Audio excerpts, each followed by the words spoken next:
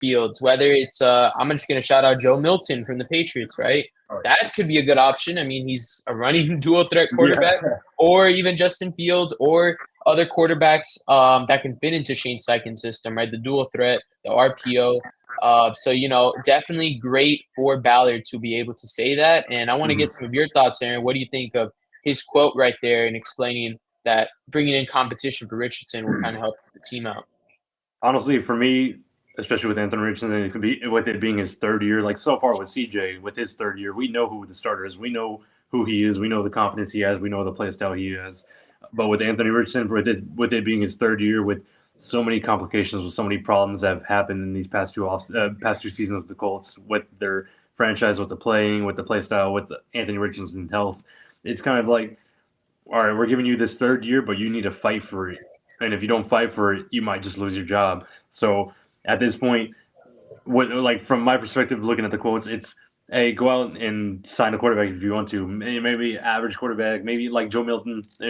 Bring in a decent backup just to be fighting for that spot. And honestly, if you don't bring in somebody that's too great, then I'd say go ahead and in the mid round of the draft, go draft a guy. And, bring in a even younger competition to show Anthony Richardson, like, all right, if you don't do what you're going to do, we can easily replace you with this pick that we just drafted. So go after what you're going to go after. You just hired somebody to help you out, to coach you better, to make you feel the way you felt back in college, the way you played. This is why you were drafted. So honestly, it'll be a tough mental aspect for Anthony Richardson. But at this point, with it being his third year, because usually everybody gets only 3 years from fans, from the team, of how long they're going to wait for them to become who they thought that they were going to become. So yeah, I'd say with this third year of Anthony Richardson, it's either going to be him finally coming out of his shell, being who he wants to be, or the Colts going ahead and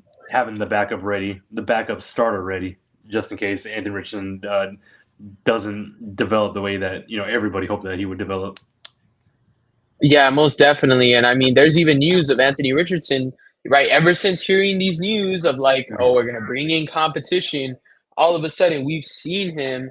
Now it's going to be announced that he's going to train with Josh Allen, right? So he's going to be training with Josh Allen, the new VR training. VR training is something that Jaden Daniels did ever since he was at LSU. And look at him, right? He won Offensive Rookie of the Year.